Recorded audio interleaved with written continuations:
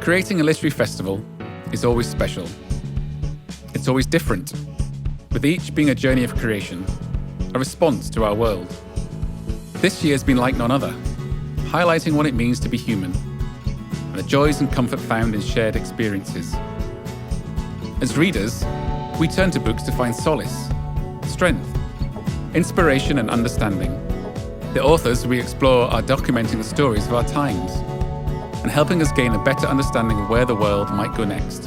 The power of reading and the need for connection and community has inspired the 41st edition of the Toronto International Festival of Authors. And I welcome you warmly to share in this festival and our celebration of stories. Buy a book, discover new ideas, and share them with friends. Dive into this year's festival and enjoy hundreds of virtual events. Consider donating to the festival, if you can, to help support our free program and to help us continue to support writers. Ask big questions and bring people together as we attempt to bring our new world into focus.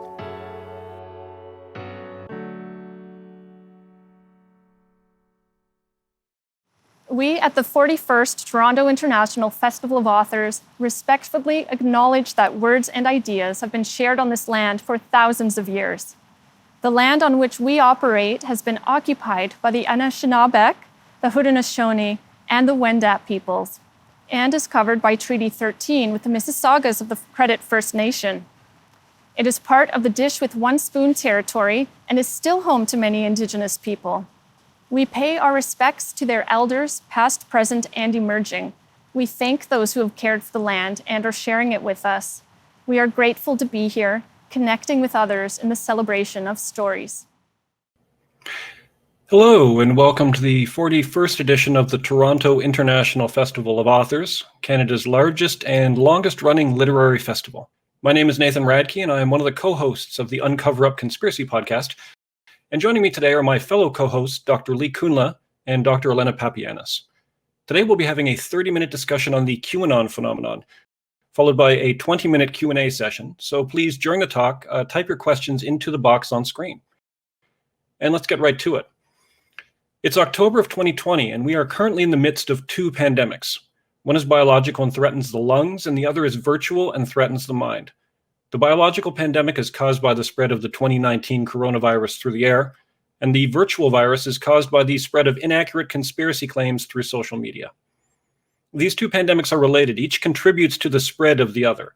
The uncertainty, anomie, isolation, and fear caused by COVID-19 and by the official response to the disease leaves people in a state in which they are more likely to come across and internalize conspiracy claims.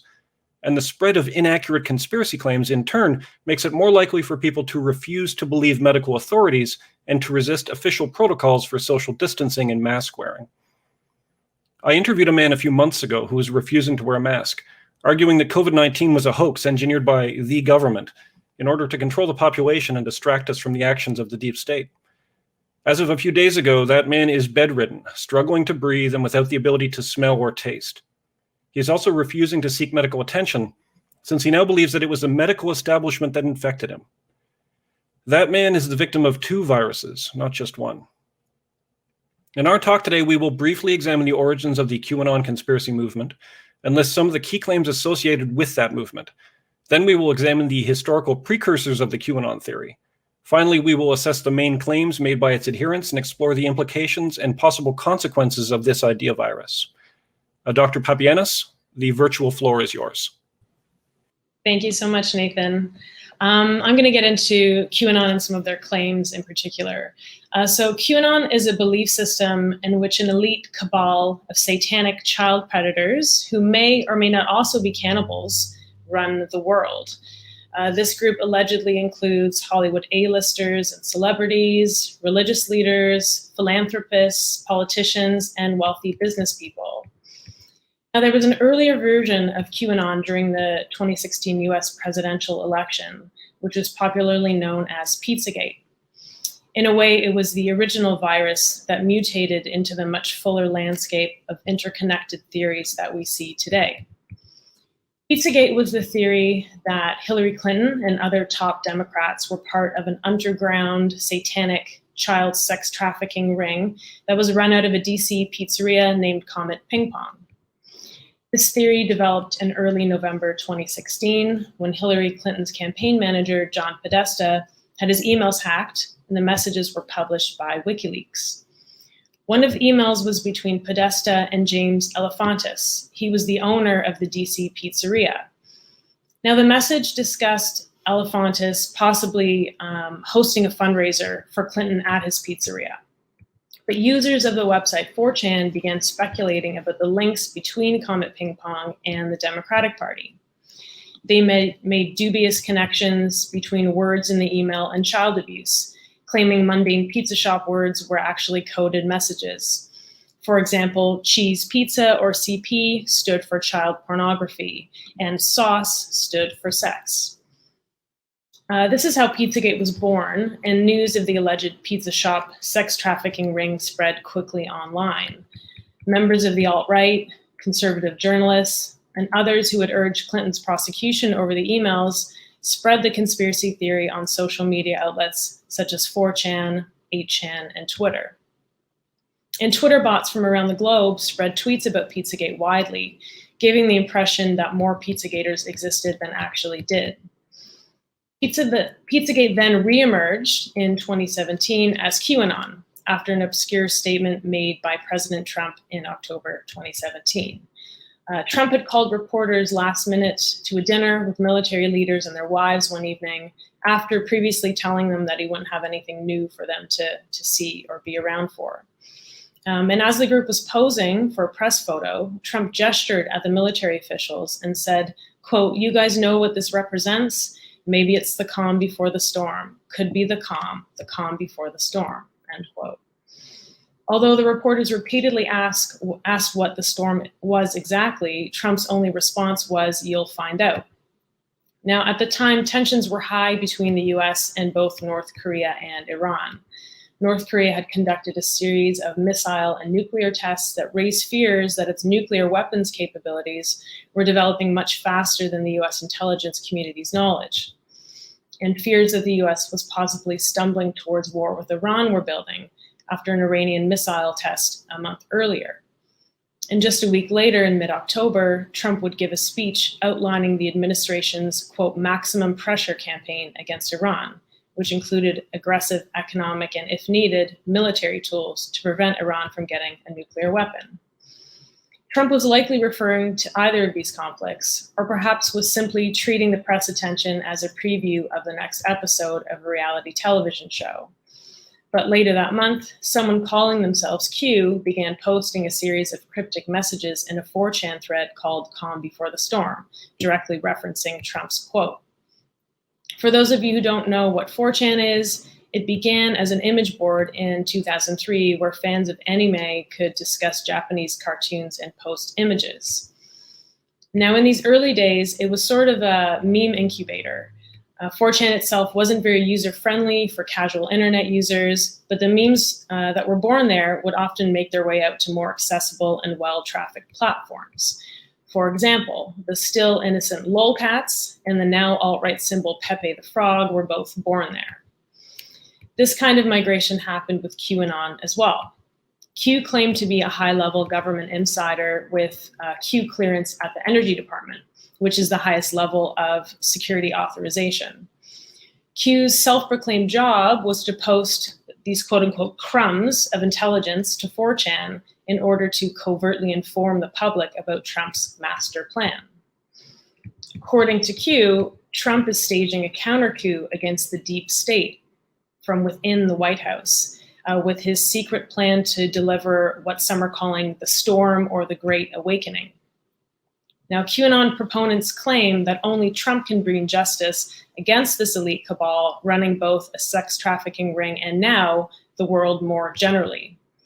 The most recent version of this belief system claims that this elite cabal is supposedly part of a coordinated global effort to control every aspect of our lives, from banks to media to vaccines.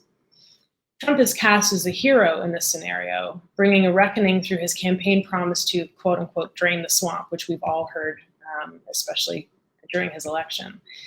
And he's doing so by investigating the cabal through things such as the special counsel, Robert Mueller, who QAnon claims was actually investigating Hillary Clinton, John Podesta, and Barack Obama, who QAnon refers to solely as Hussein. Now, although this theory started on 4chan, as I said earlier, it migrated. It moved into other virtual places like Facebook and YouTube, where the content push algorithms spread this QAnon virus to a new audience. Although these algorithms have since been corrected, at the time, a user would be pushed to increasingly extreme content regardless of their starting point, more likely to come across QAnon content the further they were led down the rabbit hole. After QAnon gained popularity on mainstream social media platforms, the mainstream mass media picked up on it and started reporting on the phenomenon and pointing out examples of Q content in the background at rallies and events. Not only was the QAnon virus spreading, but it was also mutating, much the same way as a biological virus mutates, in some cases here absorbing or paralleling factual stories. For example, recently one of Jeffrey Epstein's accusers, Virginia Giuffre, tweeted a series of slogans and a graphic related to QAnon, using hashtags that QAnon followers have co-opted, such as hashtag the Great Awakening Worldwide and hashtag Save the Children, which in fact is a real hashtag used to raise awareness about the real issue of human trafficking. She also shared a post that had an acronym for the QAnon slogan, WWG1WGA, which stands for, quote, where we go one, we go all. Real life and conspiracy continue to blend. Although the Epstein scandal fits nicely with the QAnon narrative, with the Clinton family being a primary enemy and target, QAnon has not posted on it because the list of elites involved in the scandal include Trump himself. The pandemic has also accelerated the mutation of the QAnon theory. There were sharp spikes in searches for QAnon-related content in March, when many countries had started imposing lockdowns and other social distancing measures. The anxiety, frustration, economic difficulty, plus increased online time caused by the pandemic has helped draw people to QAnon. QAnon has blamed these events on global elites, while at the same time increasing distrust in the mainstream media, government, and organizations such as the WHO, which Trump himself has repeatedly and openly criticized as well. So what you see now online is a combination of COVID-19 denial and vaccine hesitancy with far-right theories and the QAnon Great Awakening that Trump allegedly is going to deliver. And these theories aren't contained. They're spreading internationally, especially to European countries, Germany included. On April 20th of this year, notably Hitler's birthday, a small rally was organized in Chemnitz, Germany, with attendees expressing anti-lockdown sentiment, anti-immigrant messages, and distrust of the state. But also visible was a man wearing a mask with the red letter Q, a symbol of QAnon more common at pro-Trump rallies in the United States.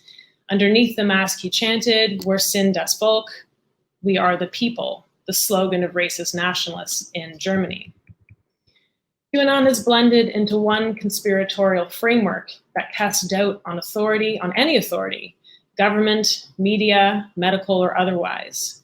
It opposes basic public health measures like vaccines and masks, denies or downplays the reality of the pandemic, like Trump has as well, and is deeply connected to the politics of the far right. Now, this is not the first time we've seen these social, economic, and political conditions breed a problematic ideology. And for this history, I'm going to turn to Dr. Kuhnle. Thanks so much, Elena. And hello, everyone. I'm super happy to be here. So as Elena and Nathan mentioned, it falls to me to provide a bit of historical context for the emergence and the beliefs of QAnon. I thought I would go about doing this by dwelling a bit just on the history of secret societies as such, and ending with the strange and really cynical amalgamation of a generalized worry about secret societies on the one hand and European anti-Semitism on the other. Okay, but first, let me tease you with what I consider to be a really telling anecdote. It's probably apocryphal, but for our purposes, that's beside the point. So when King Louis the 16th was decapitated by guillotine in the winter of 1793, someone in the crowd supposedly shouted, "Jacques Delamay, you have been avenged." Now, who is Jacques Delamay? Well, 400 years before King Louis lost his head, Jacques Delamay was the leader of a secret society known as the Knight. He was himself executed by the then French king, Philip the Fair. After Molay's execution, it seemed to everyone that the Knights Templars just disappeared. Or did they? Did they perhaps continue to exist in secret, shaping the course of French history from the shadows and finally emerging to avenge their leader's death? So I think this anecdote highlights the allure of the belief in secret societies. And the allure is that it makes for really good stories and easy explanations. But what's worse is that sometimes these stories are even true. Now, when we turn to some of the claims of the 4chan and 8chan poster Q, I want to focus on just two main assertions that this anonymous poster makes. First, that there's a secret society of elites who are controlling the world. And second, which I'm going to focus on later, is that this is a cabal, as Elena said, composed of predatory left-wing elites who are pedophiles and satanic worshippers bent on ruling the world. So, I mean, it might seem incredible that anyone would believe either of these claims, and yet both have a long history in Western political societies. The anecdote of Jacques Delamay's revenge suggests that belief in secret societies is not at all new. But I want to go further. It's not just that the belief in secret societies isn't new. Secret societies have, in fact, been with us since we started to write history. So at this point, I think we need a definition. And for this definition, I'm relying on the work of Professor Richard Spence of the University of Idaho's History Department, whose work on the real history of secret societies actually informs a lot of my talk. And his definition of secret societies, which is threefold, was for me utterly compelling. Okay, so a definition of secret societies. First, secret societies are not secret. In fact, some go through the trouble of actually advertising their existence, like the Freemasons. So maybe it's better to actually think of these societies the way the Freemasons do, which is that it is a society with secrets as opposed to something nobody knows anything about. So secret societies aren't secret. Now, the second part of the definition of what is a secret society is that secret societies are selective about their membership. And the last part of the definition is that secret societies promise the offer of special knowledge and or status. I mean, no matter what walk of life you're from, there's a secret society out there for you. Now, of course, this is also true for the political and financial elites. Take, for example, Cecil Rhodes of Rhodes Scholarship fame, whose notoriously racist secret society was meant to expand British imperialism around the globe. This society was real.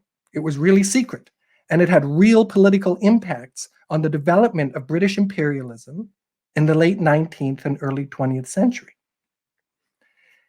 If we take Spence's three-pronged definition, we can see that secret societies are not aberrations in human history, but a constitutive part. They're everywhere. So here's a brief list. It's not exclusive.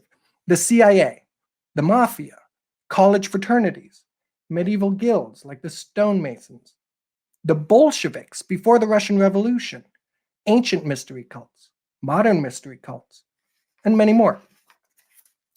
What's noteworthy about this random list is really how commonplace secret societies are and how variegated. Some want to take over the world, like the Bolsheviks or the Catholic priesthood. Some don't, like most college fraternities. Some are dangerous, like drug smuggling rings or the CIA. And some are little more than elaborate drinking clubs with funny costumes. And another important difference, of course, to keep in mind is some are real and some are not. Some were real, but no longer exist, like the Illuminati. And some were thought to be fake, but turned out to be real all along, like the American mob. So at this point, I think we can see that Q's assertion that there exists a secret government is not itself that outrageous. In fact, depending on how we parse it, this claim has something to say for it.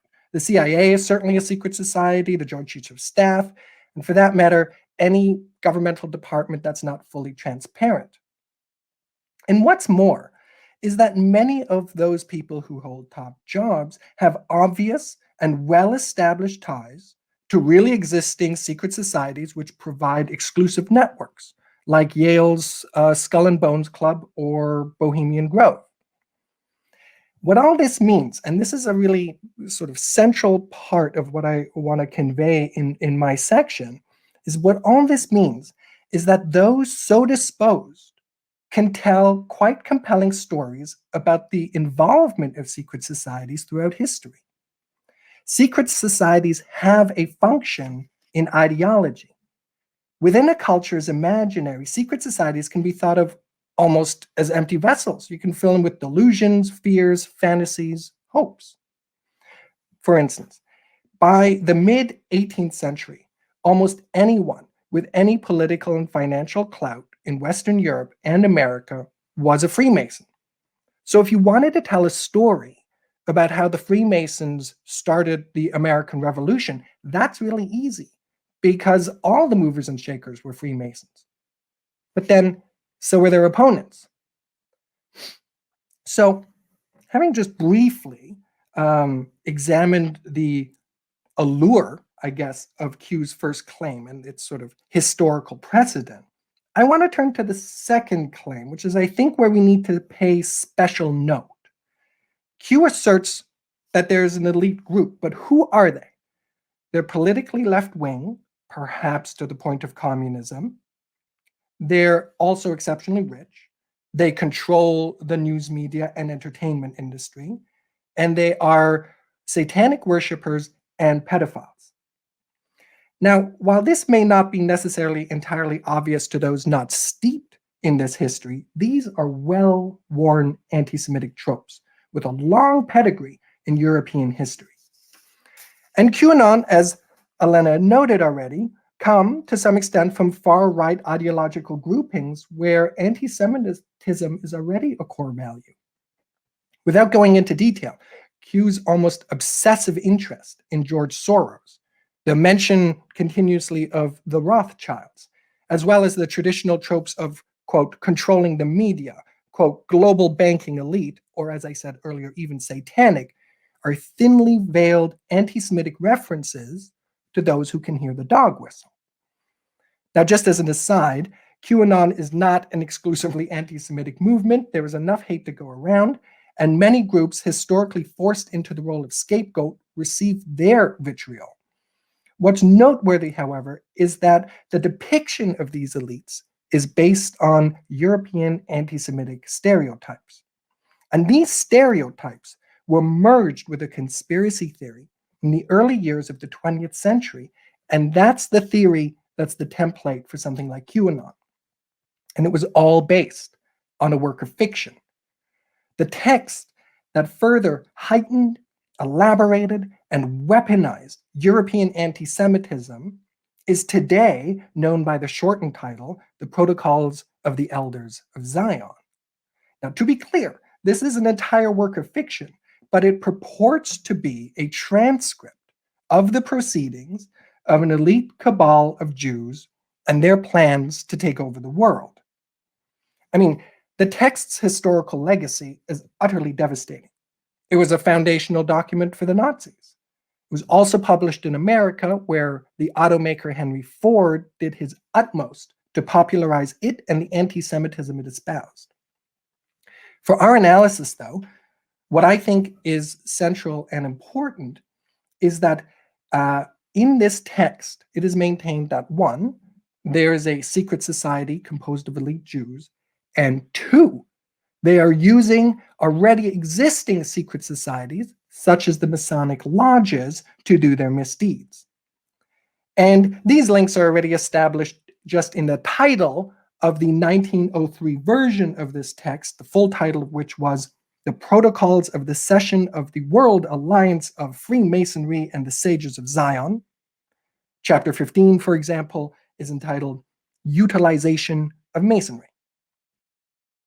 In this text, we see explicitly merged European anti-Semitic tropes of Jews as bankers, bent on power, conniving, intelligent but dangerous, etc. We know these tropes. So the merger of these tropes on the one hand with the real and imagined history of secret societies, that is, secret societies as vessels of cultural fear and anxieties. What is so shocking about this is that it is not at all new, but that it follows, as I tried to briefly outline, a template that is horribly familiar. I want to turn it over to Professor Nathan Radke, who started us off, and he will fill us in on what the consequences of some of these ideas have been. Thanks, Lee. QAnon is not just a conspiracy claim, like the claim that the moon landing was faked or that JFK was killed by the CIA. Instead, QAnon is more of a totalist worldview that claims to explain everything that happens on the world stage, and as Elena mentioned, can encompass any other conspiracy claim within it, as long as that conspiracy claim attacks conventionally held beliefs or mainstream expertise. This presents a unique problem. A conspiracy claim can be refuted with evidence, but a totalist worldview is one that provides its own self-defense mechanisms that promote cognitive dissonance in its adherents in order to prevent attrition of its numbers. As in any system that traffics in paranoia, the QAnon worldview has a built-in device to deflect criticism, in that any critic of QAnon can be labeled as a deep state plant, which in the case of QAnon has the added benefit of tarring that critic as a satanic, cannibal child predator. Any mainstream media criticism can easily be dismissed as the work of an elite pornographic empire trying to protect itself by spinning a web of lies. But this is not the only self-defense mechanism built into QAnon. In his book, Thought Reform and the Psychology of Totalism, Dr. Robert Lifton coined the term thought-terminating cliché. It's a deflection method. It's employed within totalist belief systems to prevent the absurdities and inconsistencies of that system from becoming apparent. In the case of QAnon, that cliché is trust the plan. Regardless of how many predictions don't pan out, regardless that Robert Mueller didn't reveal that he and Trump had been secretly working together the whole time, regardless that JFK Jr. did not show up at a Trump rally on July 4th, 2019, as was predicted by many followers of Q, regardless that John Podesta and Hillary Clinton have not been arrested and executed, regardless that QAnon requires you to believe that Donald Trump is locked in a Manichaean battle against child predators, despite decades worth of evidence that Trump has bragged about sexually assaulting minors by walking unannounced into the dressing room of a Miss Teen USA pageant, and has gone on wax as saying that he would like to date his own daughter if she wasn't related to him. Or that he was filmed partying with Jeffrey Epstein in the 1990s and was on the flight logs of the Lolita Express as late as 1997. Or that when Trump was asked about Epstein's fellow accused child abuser, Ghislaine Maxwell, after her arrest, he, quote, wished her well. Or that the Trump administration, who according to QAnon mythos has child protection as their raison d'etre, has caused the separation and incarceration of at least 545 children, some as young as 6, from their parents at the US border, and now claims they can't reunite them. Or that Alexander Acosta, the prosecutor who struck an extremely generous and light plea deal with Epstein in Florida in 2008, was then nominated by Trump to be the US Secretary of Labor in 2017. Or that according to the Attorney General's office, in Trump's first full year in power, the initiation of federal human trafficking prosecutions was lower than Obama's last year as president, and even lower in the following year. I mean, that's a wealth of evidence. And it takes a considerable amount of confirmation bias to tune all of that out and continue believing in the Q theory. But a thought-terminating cliche such as trust the plan is a confirmation bias amplifier. If 100 predictions are made and just one comes true, then that one hit seems like it isn't just the law of averages working itself out, but proof of the validity of Q's claims, and the 99 misses can safely be ignored as deliberate misinformation that was necessary to circulate in order for the larger plan to be successful. Truly, Q works in strange and mysterious ways. To eliminate more about this process, Dr. Lifton outlined a few criteria describing cults that operate totalist belief systems. Amongst them are control of information and communication, a demand for purity, a leader above criticism that has access to the ultimate truth, the manipulation of language and jargon to identify in-group members. I mean, all of these, each of these has a similar effect on the subject to which they are directed. The subject will become increasingly alienated from the non-totalist population and increasingly dependent on the leadership of the cult to interpret the meaning of events and situations. It becomes a feedback loop. Increased immersion in the cult's beliefs causes increased friction and decreased involvement with groups that don't belong to that cult and share its totalist belief system, which then increases alienation and separation, which causes increased immersion in the cult. The cult strips the individual of their previous community and then provides another community to take its place. At the heart of the cult is a guru, a kind of godlike figure. As Lifton wrote in 2019, quote, "As part of the imposed reality, the guru becomes the ultimate bastion against the evil of defilement, the central figure in the world-purifying apocalyptic narrative. That narrative is considered the only certainty in an otherwise unknowable future. That is, the guru becomes the sacred agent of a divine plan for an all-encompassing purification." End quote. In QAnon, that all-encompassing purification is the storm, and Q provides the sacred knowledge through which a chaotic and frightening world can make a perfect kind of sense. The key aspects are alienation and separation, and we are currently living in a time in which those two experiences are amongst the most common parts of the human condition. Dr. Kuhnle mentioned the Protocols of the Elders of Zion in his portion of the talk, and I would like to return to it so we can have some idea of what the stakes are in all of this. In June of 1922, the German Minister for Foreign Affairs, a man named Walter Rathenau, left his home in Berlin to go to work. As his driver drove Rathenau along Königsallee, another car pulled in front of them, blocking their path. Two men got out of that car. One shot Rathenau 5 times with a submachine gun, and the other threw a hand grenade into the car, and Rathenau was killed. The man who pulled the trigger on the submachine gun was killed by the Berlin police in a shootout. The man who pulled the pin on the grenade took his own life before he could be arrested. But the driver of the assassin's car was a 21-year-old man named Ernest Techow, and he was arrested and stood trial. And at that trial, he testified that they murdered Rathenau because Rathenau was one of the elders of Zion who was secretly manipulating the strings of world events behind the scenes.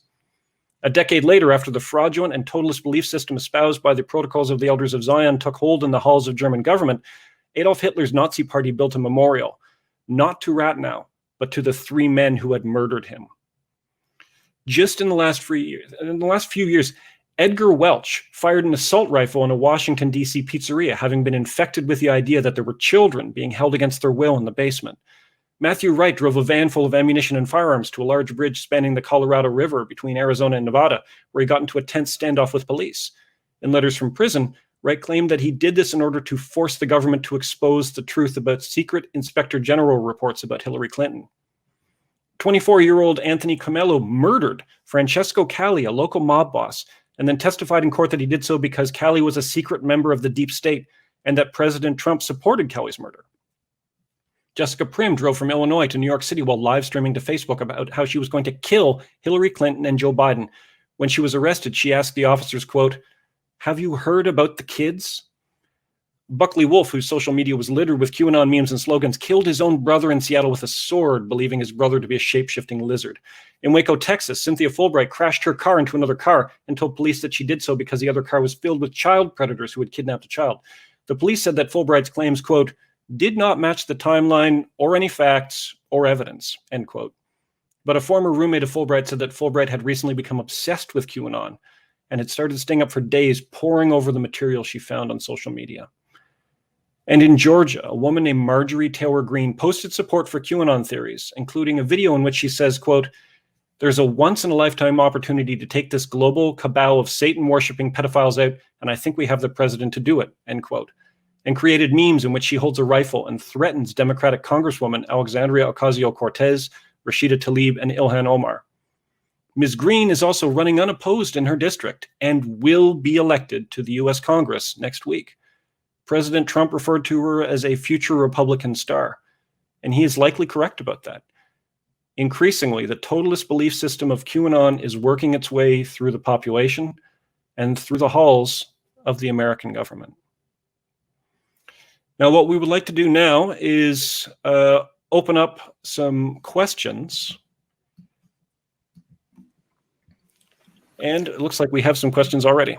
We've got a bunch of great questions, and I can start maybe with reading the first one if you guys want, and we'll go from there. So this first question comes from Michelle. Why do you think these conspiracies are so palatable to such a wide range of people? I've seen people I thought I knew well share the theories on their social channels, believing the conspiracies. Now, I know you've both had experience of this personally, and I'm getting a lot of messages like this myself. I feel like it's also, given the pandemic and the time we're in right now, we've talked about this before on our podcast as well. Whenever you're in a time of more fear and more uncertainty is when people tend to look harder for answers. And so people might come across information that, speaks to those fears and speaks to that uncertainty and maybe gives them semblance of an answer or semblance of an explanation or just something to cling to. It's the same reason sometimes people, in their depths of heartbreak, call astrologers on the phone because they want someone else to give them an answer. And they might turn to those more sort of magical thinking in times like this. Absolutely. The other thing that I would add to that is that we live in such a chaotic world and our brains hate chaos because the truth is that things are so complex. There are a lot of terrible problems, like the underlying core message of Q that things aren't going well, that there are issues with exploitation, that there are issues with child abuse. I mean, all of that is true. But the problem is to solve those issues, it's going to take some really difficult looks at some very well entrenched structures. And what QAnon offers is, no, bad things happen because there's bad people. And if we could just purify the world of those bad people, everything will be fine. And that is also very appealing because it seems clearer. It seems purer. Bad things are happening. Bad people are causing them. And because if structures are causing them, then maybe we are all contributing to those problems through our interactions with those structures. That's a horrible thought. If I could just throw in a thought here as well, which actually I think you both have picked up on to some extent, because I think you can answer Michelle's question in two different ways. I think there's the question that we have when this happens to our friends. And so there's the personal thing. There's, how did this person get seduced? I thought I knew this person. How did this happen? I think there's a lot of psychological mechanisms. They're different for different people. I mean, one of the things that I found really interesting doing this work is how I think that some of my students sometimes try on these conspiracies almost like an outfit that they're just trying out for a while to see, what's the scene like, who are these people like. So that might be one thing. I think there's a lot of other reasons why, and quite different reasons why people might be attracted to something like this. I think both of you have hit on that. But the other thing, and this is where I get scared, I guess, as a political scientist, is the social question. It's one thing to ask, why did one person lose their job? And in fact, it might have been because they were not very good at it, or they said something they shouldn't have to their boss, or why is it now that we have 15% unemployment? That's a social phenomenon. And this goes beyond any individual. And what I am seeing now is that the foundations have been set for this to be a social phenomenon. And that, I think, is to some extent what Nathan was getting at. If we want to address the question at that level, things get really complicated and we get implicated, I think, as well. Because there it's stuff like, how come there's a lot more people without jobs or hope or a future, or and those things start to reflect upon our political systems, our ability to provide meaningful and useful information during times of crises. And these are, I think, kind of a lot bigger questions. And I think the two are related, right? I think, of course, I have personal experiences with people who've sort of descended down this trip of really implausible conspiracy theories. But now I'm seeing it happening at a kind of a pace at which I find quite threatening. And for that, I think you look, especially in past historical instances, you can see there was usually a major economic problem. There was a loss of trust in the government. All of that kind of stuff, I think, feeds into it. Do one of you want to read the next question? Yeah, I can read it. So a question from Alexander. Elena mentioned the meme Pepe the Frog that became a symbol of the far-right movement. And in the documentary Feels Good Man about artist Matt Fury, who created this meme to represent quote-unquote nerds like him, it shows his mission to take this meme back. Do you think this is possible? That is a great question. It's a great question. Yeah. I don't think it feels like a Nathan question. Yeah.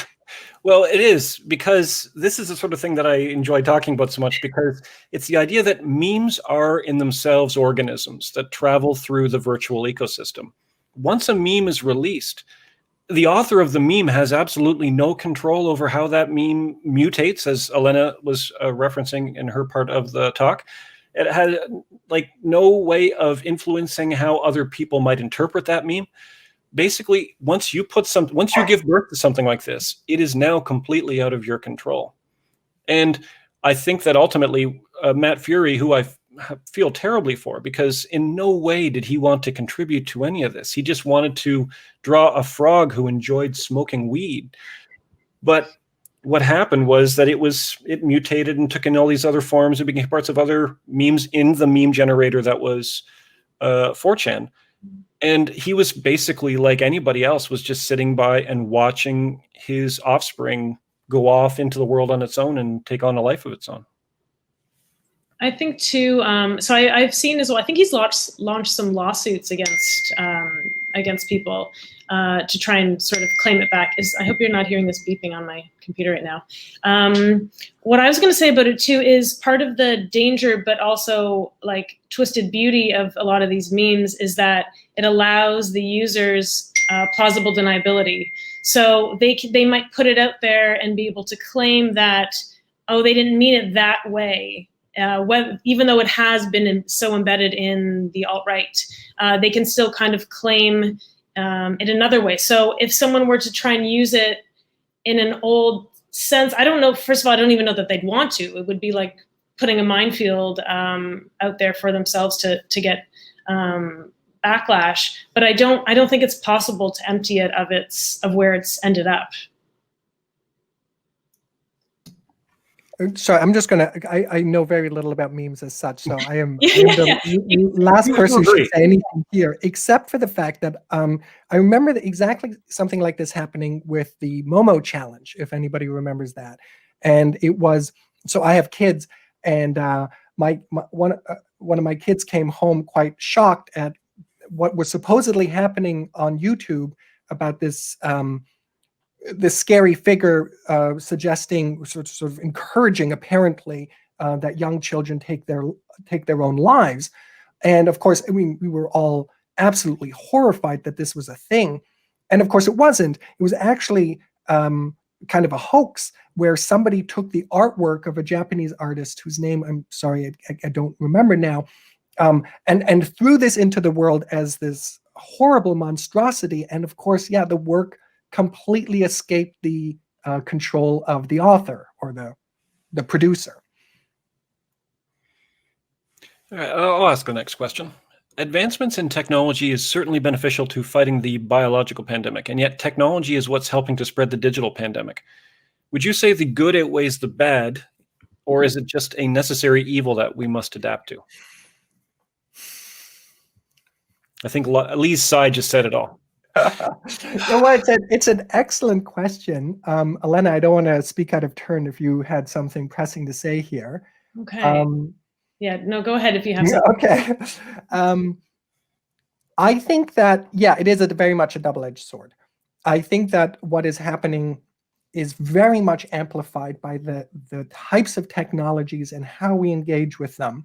It used to be, if you were, and I just was doing a lot of reading recently on secret societies, and if you used to be part of one, I mean, you would get something mailed to you in a brown envelope once a month, you know, and that would be like your correspondence with whatever was going on. And just by that nature, I mean, you can't get as many people infected, frankly. And right now, it's even happening to me with the podcast and with the kinds of presentations that we do. I do a lot of searches for nasty stuff. I mean, you start searching for the protocols of the Elders of Zion, and stuff starts coming up. And I mean, you know, these YouTube and Google think that I'm some kind of absolute monster because this is how I spend a good part of my day. So I do think that there is an element sort of built into the way this technology has been deployed that is really heightening stuff. Now, I just want to throw out there, though, that I don't know if this would work, if conspiracies would still have this kind of appeal, if there wasn't something else going on in the broader culture. So as an example, just to kind of concretize my thought here, we know that the Russian interference in the 2016 election included things like trying to, on Facebook, present a divide between Black and white America. Now, this was done a lot through bots, and it was meant in order to try and basically discourage people from going to vote because, you know, that candidate is just for that group. Now, that was done to a large extent by Russian bot factories and all of that. But it did play on already existing tensions in society that are very real, from police violence and the way that, you know, accesses to resources and jobs. So I think we have to take a look at the advancement of technology and how we use it and how it can be used responsibly. But I wonder if, I don't mean to say we're using it as an excuse, but if it would be, if we're not somewhat deflecting from what is really kind of happening in society beyond the tech. Although I would say, I mean, I agree with everything that you've just said. I will say that one issue that the tech sort of drives is that it does create this kind of virtual ecosystem. And I would make the argument that truth has a disadvantage in the virtual ecosystem as an organism. And the reason is that truth is going to be, by its nature, complex, kind of messy, chaotic, and like it won't fit in perfectly with anybody's ideology. Whereas you can engineer a conspiracy virus that specifically appeals to people's hatreds, to their biases, and they are more satisfying. I mean, there was an MIT study a couple years ago that showed that false conspiracy claims travel something like 3 times faster through the Twitterverse than true claims.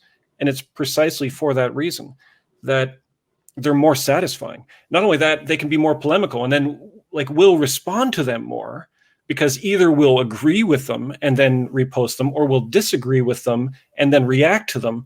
But all of that does is put more eyes on that virus, and it'll rise up through the ecosystem while the truth struggles and then eventually becomes extinct.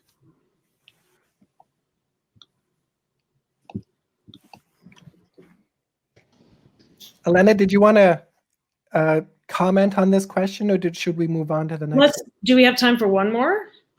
I think we have time for a couple more. Okay, so let me, okay, question from Jennifer. If QAnon has so many of these deflection methods built into their belief system that maintain and solidify the strength of their worldviews, how can these delusions be diffused or actually refuted? It's very, it's extremely difficult. It's Nathan's time to sigh.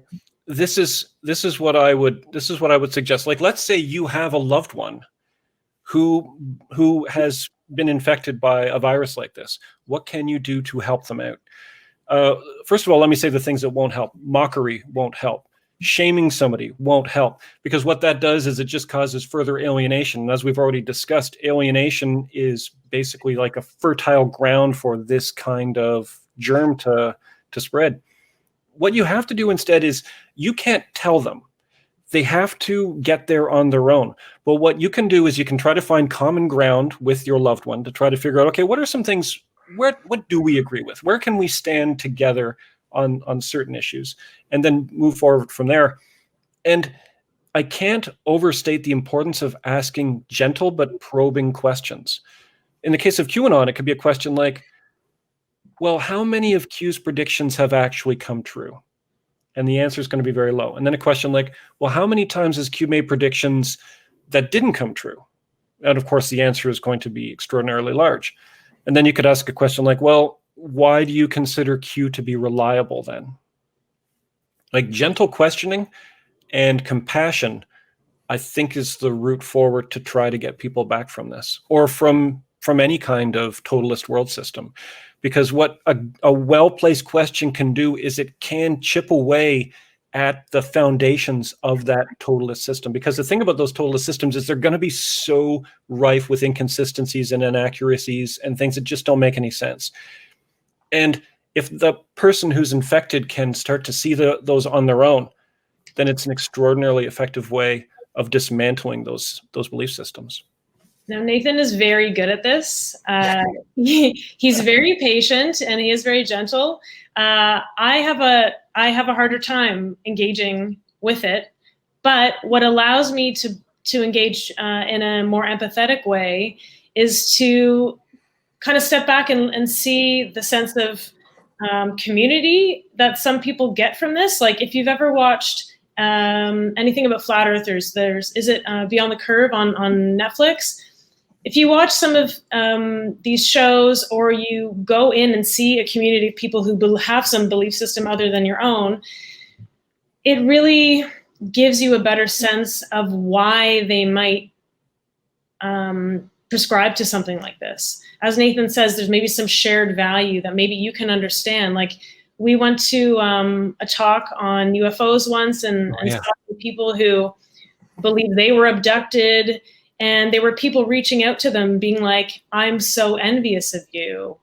And other people standing up saying, you know, I believe there's some aliens who want to help us, and there's some who want to protect us. And you can really see how it's this very like existential, meaningful belief system. It really is a belief system that has probably replaced some other belief system that they fell out of at some point. So it gives them a sense of meaning, and it gives them a sense of community. And so if you can approach it from that perspective, it's also a lot, it makes it easier to go in a soft approach rather than a defensive or angry or frustrated approach, which, as Nathan points out, is not going to get you anywhere. It's just going to further alienate you from that person or that friend that you may even be surprised with what they believe now. Mm-hmm. I think, Elena makes a great point there. I mean, it's more important, I think, for us to belong than to be right. And if our community, has a bunch of implausible ideas, then, still my community.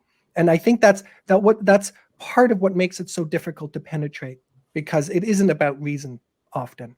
But that is to some extent, and I like the questioner's question about the role of education. And this is something the three of us actually confront with our students when we teach courses in conspiracy theories. And it's a question about where along this path are you encountering this person? If it's right at the beginning, there's a lot of hope. There's a lot of opportunities for you to bring them back, both in terms of, creating a counter community by showing interest or empathy or whatever. And also, as Nathan was saying, about asking some pointed questions where all the defense mechanisms haven't yet been built up. I do also, though, have sympathy with the questioner's, second point, which is maybe we shouldn't engage at all. And I think when somebody is really far down the line and angry and wants to hurt us, Jean-Paul Sartre said, "You don't dignify anti-Semitism with a response." I mean, it's not worthy of being called an idea or a philosophy. And I can understand that too. Now, as an educator, I always hope that there is some hope, but I do think that it's a lot easier to catch people before they've really embraced that community wholeheartedly. And once they have, I don't know, maybe it is better, certainly for individual safety sometimes, for each of us individually, to cut people off. And I think that's also a question, because it is, in a sense, I mean, Nathan's notion here of it being a disease isn't just a metaphor. It really kind of functions like this. And if your friends if your community is shifting in its belief, it can be quite dangerous for us, like as members of that community. Now, I feel like we need to start. We have to wrap up because that's our time. Elena, do you have some closing thoughts? Sure. Well, I want to thank everyone for those questions. They were very, very insightful. QAnon, bringing it back to QAnon in particular, as we've mentioned, it has mutated like this biological virus, and now it seems to be this big umbrella theory under which all of these other increasingly problematic theories fall. And I guess this is something to really look out for, is this kind of all-encompassing conspiratorial viewpoint, because that's when you lack discernment and critical thinking, and being able to tell the difference even between truth or fiction. And so this is really where we need to focus on one theory in particular, focus on asking pointed questions. Sorry, I don't think I wanted to say what I was going to say in the beginning, so I'm just going to shift. I'm going to shift to you guys because we're running out of time. Well, very quickly, I'll just reiterate the points that have already been said. I think what we're facing is something bigger than a traditional conspiracy that we've seen the last couple of years. And for me, the takeaway is it's not new. We've seen this before. And the last time this kind of stuff happened, or the last couple of times this kind of stuff happened, it was not good. And I will leave it at that. We're at a really crucial tipping point in history right now. And there's a lot of different forces that are all coming to a head. It's a kind of perfect storm. It's generating, I mean, everyone is so isolated right now. We are physically isolated, and we are so exposed to the virtual world. And I mean, in some ways, we're safer as we walk around because we can wear masks, we can wash our hands, we have immune systems, we have skin, but we wander through the virtual world skinless. And the only kind of immunity that we can build is trying to have a better understanding of critical reasoning, trying to be empathetic with the people around us, to have sympathy for people who are different from us, and to always have the philosophical humility to always bear in mind that all of the things that we believe could be wrong. Well, I, for one, just want to thank everybody for giving us this opportunity, for coming. I thought this was a really incredible opportunity to present some of our work. So for my part, speaking of our work, we should plug the podcast. Oh yeah, we have a podcast. The podcast is called The Uncover Up. It's available for free wherever you find your podcasts. We have covered everything from the Illuminati. We've done a lot of UFO stuff. We asked the question, does Beyonce actually control the world? The answer is sort of. We've looked at assassinations. It isn't as grim as today's. Some of it is. A lot of it is. It's as grim as today's. But if you're interested in this, then please find us. And you can also email us at podcast@theuncoverup.com. Thanks, everyone. Thank you so much.